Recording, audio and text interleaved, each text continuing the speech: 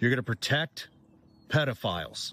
You're going to protect pedophiles rather than go after them and hope that everybody's happy that the Dow hit 50,000. Are you out of your mind? There is a document in Washington right now that the Department of Justice never intended for you to see. It was discovered inside a hearing room. It was photographed. It is called a burn book.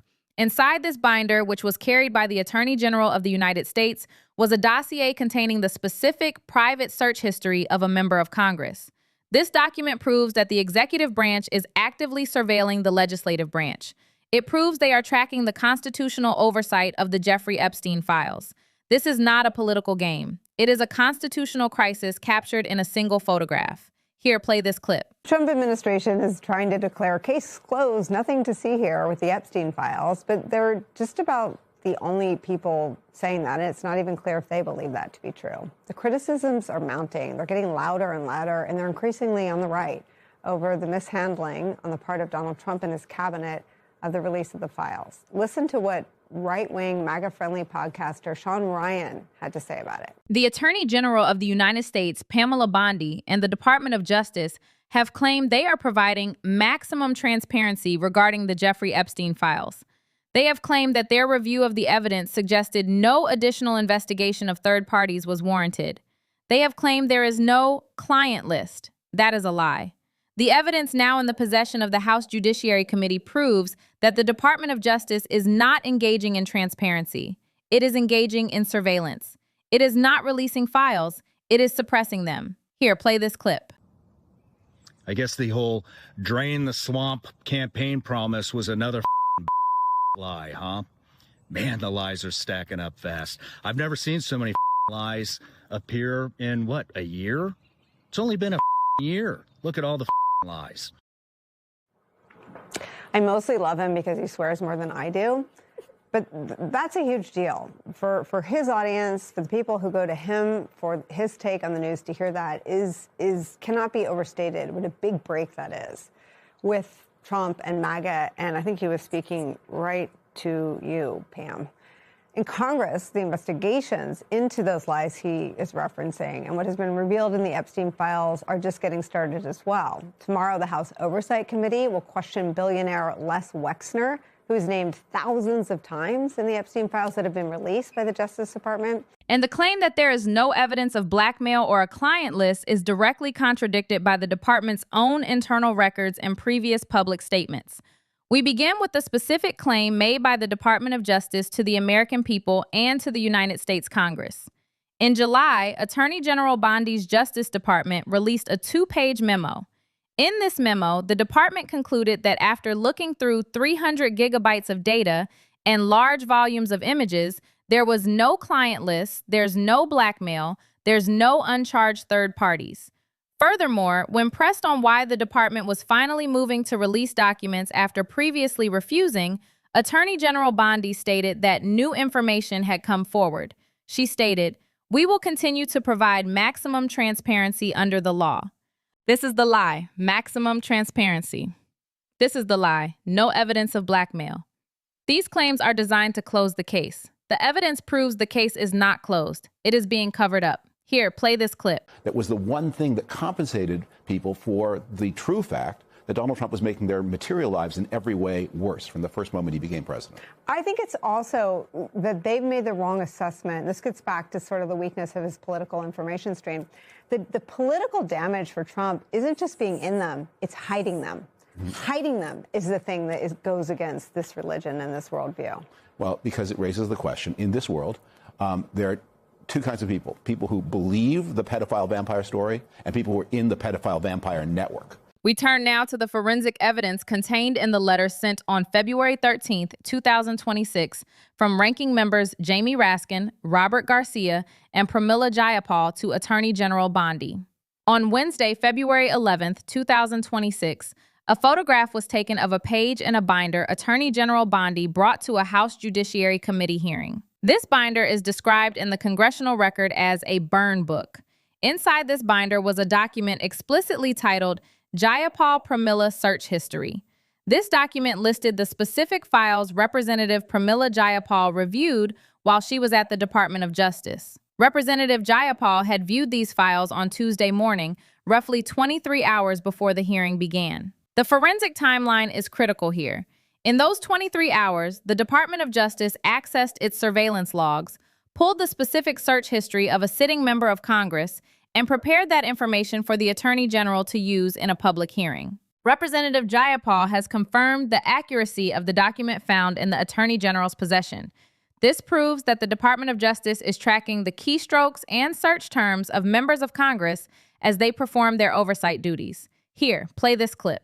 There is the fundamental belief, and it's not necessarily wrong, that the system is rigged against common folks, especially young girls. Well, yes, and the sex crimes piece of it is the worst layer of it. But the idea that Donald Trump was going to unrig the system and drain the swamp, that was central to his message, and that is why he was elected by a larger portion of the country than just the 15 to 25% of MAGA that believe in the pedophile vampire QAnon story, right? The evidence of obstruction goes further. The congressional letter details the conditions under which members of Congress are forced to review these files. They must travel to a DOJ annex. They must sit at one of only 4 DOJ-owned computers. They must use what is described as a clunky and convoluted software system. Most importantly, they must search for and read documents while DOJ staffers look over our shoulders. The letter states that if members who signed the discharge petition sat at each of the 4 computers and reviewed files for every minute the room is open, it would take more than 7 years to check the redactions on the 3 million pages the department has chosen to release. This is not evidence of transparency. This is forensic proof of a bottleneck designed to run out the clock. We also have evidence contradicting the July memo's claim that there was no blackmail and no client list. Conservative podcaster Benny Johnson, reviewing the department's claims, presented a 2015 email from author Michael Wolff to Jeffrey Epstein. In this email, which the DOJ had in its possession, the text indicates Epstein was planning to blackmail Donald Trump. Johnson also cited headlines regarding blackmail attempts against Bill Gates. Attorney General Bondi herself is on video record stating previously that the FBI is reviewing tens of thousands of videos of Epstein with children and that there are hundreds of victims. The claim that a review of 300 gigabytes of data revealed no evidence of these crimes is forensically impossible when compared against the department's own acknowledged possession of tens of thousands of videos and specific emails discussing blackmail. The existence of the Jayapal Pramila search history document proves the department is using its resources to monitor those who are trying to find this evidence, rather than using its resources to prosecute the crimes contained within it. We must analyze the power dynamics at play in this surveillance. Why does the Department of Justice generate a search history document for a member of Congress? The purpose of collecting this information is control. The letter from the members of Congress states that the department used this information to prepare you to launch partisan attacks to dodge serious oversight questions. By knowing exactly what a member of Congress has seen, the Attorney General can prepare specific deflections or counterattacks before a question is even asked. This is a weaponization of the oversight process. The Department of Justice's Office of Legislative Affairs is supposed to represent the department to Congress. Instead, the evidence shows it is functioning as a clandestine congressional surveillance operation. When the department invited members to review files, they stated they would keep a log of dates and times. They deliberately withheld their intention to monitor, track, and record every search entered and every page reviewed. This is an exercise of raw executive power over the legislative branch. By forcing members to use DOJ computers, by limiting the number of terminals to 4, and by hovering over their shoulders, the department maintains physical and digital control over the flow of information. This dynamic extends to the narrative control attempted by the administration. The July memo claiming no client list was an attempt to establish a definitive reality that the case was closed. When that reality was challenged by the base and by the evidence, the narrative shifted to new information. This is not an administration reacting to facts. It is an administration reacting to political pressure while maintaining a grip on the underlying documents. The burn book is the physical manifestation of this control, a dossier prepared to silence dissenters in a hearing room. The strongest defense argument for the Department of Justice is that they must maintain the security of the files and that the new information cited by Attorney General Bondi genuinely changed their assessment, requiring a shift in strategy. They would argue that logging the activity on their secure computers is standard protocol for handling sensitive material involving minors and classified investigations. Attorney General Bondi stated in the hearing that she will continue to follow the law to investigate any leads, and that she encourages victims to come forward. We dismantle this defense using the law and the sources. First, the claim of standard protocol is dismantled by the bipartisan condemnation of the tracking. The surveillance was so egregious that even the Republican Speaker of the House, Mike Johnson, condemned the practice. Speaker Johnson stated, "I think members should obviously have the right to peruse those at their own speed and with their own discretion, and I don't think it's appropriate for anybody to be tracking that." When the highest-ranking Republican in the House agrees that the Republican Department of Justice is violating the rights of members, the defense of protocol collapses. Second, the defense of new information is dismantled by the timeline and the content of the files. As noted by critics, the department already possessed 300 gigabytes of data, large volumes of images, and tens of thousands of videos. The claim that they suddenly discovered new information that contradicted their July conclusion of no client list is described by observers as gaslighting. The evidence of blackmail, including the email regarding Donald Trump, was already in the emails the DOJ was hoarding. The information was not new. The political necessity of releasing it was new. Third, the defense of following the law is dismantled by the department's violation of the Epstein Files Transparency Act. The members of Congress explicitly state that the department's actions are a flagrant assault on the requirements of that act. You cannot claim to be following the law while simultaneously obstructing the body that writes the law. To understand the severity of the Jayapal Pramila search history document, we must understand the speech or debate clause of the United States Constitution. The speech or debate clause protects members of Congress from being questioned in any other place regarding their legislative duties. The Supreme Court in Eastland v. United States Servicemen's Fund established that this clause bars executive actions that may constitute a distraction or disruption to a member's legislative role. The reviewing of outside documents by Congress is legally considered a critical and protected part of the legislative process. The courts have held in United States v. Rayburn House Office Building that indications as to what Congress is looking at provide clues as to what Congress is doing. When the Department of Justice tracks the search terms of a member of Congress, they are seizing indications as to what Congress is looking at.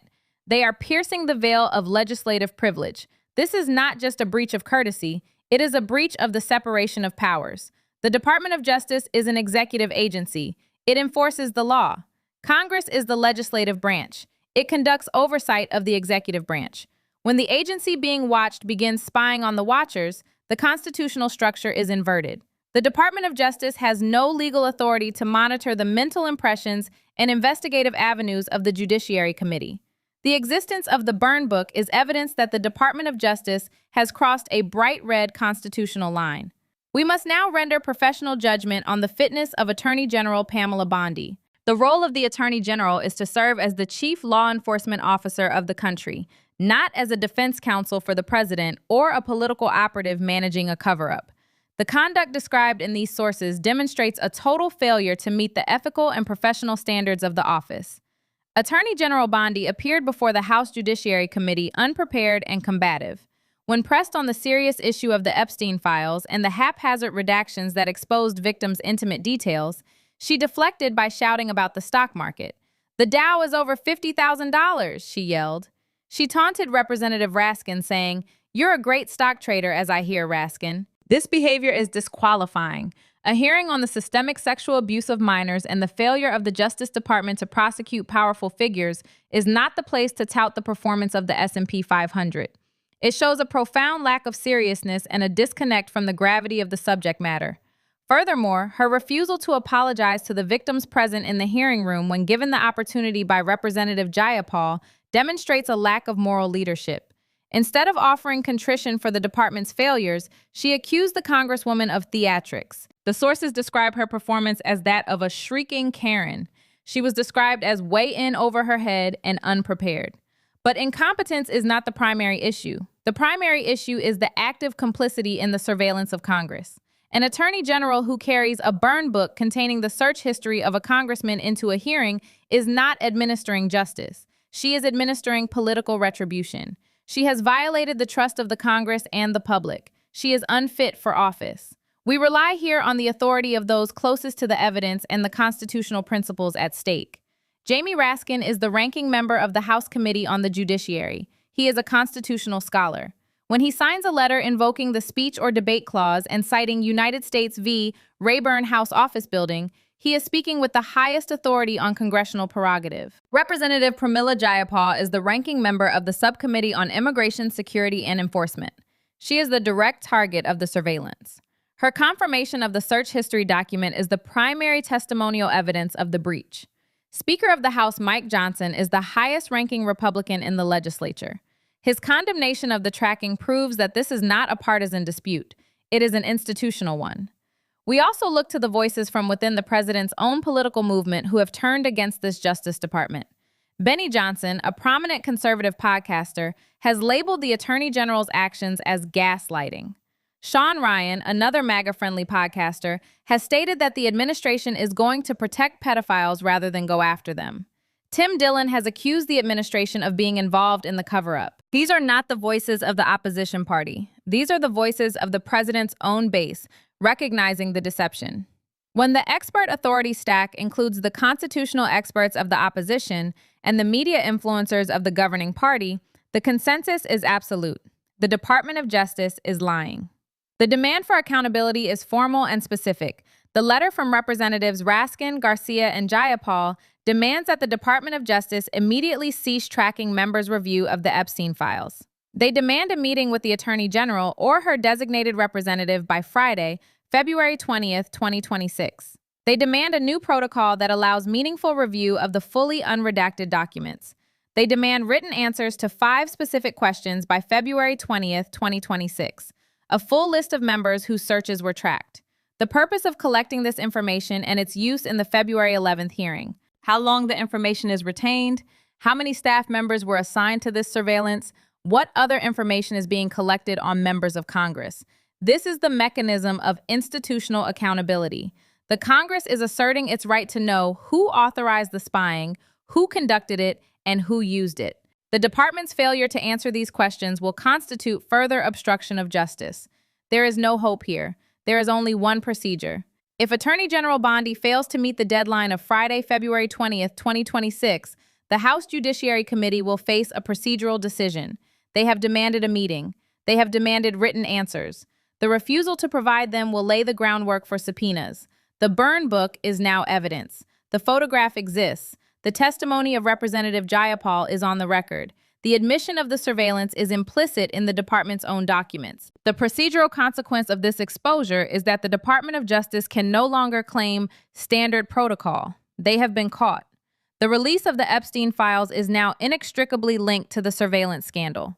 The department is not just hiding the files, they are hiding their own conduct in hiding the files. The clock is ticking toward February 20. The questions have been asked. The burn book is open. The Attorney General must answer.